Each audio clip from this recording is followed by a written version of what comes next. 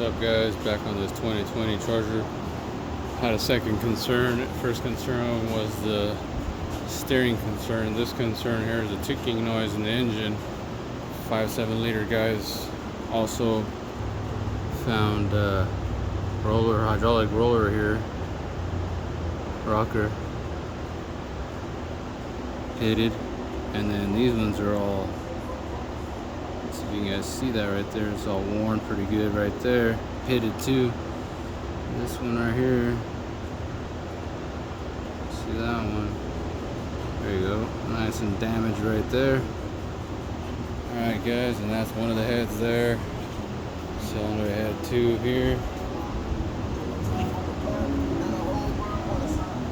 and up in here is where the cam and or the push rods go into the cam and the lifters, and cam comes out through here. You got to remove timing cover, and there's a cap and timing chain and all that. You got to take all that off.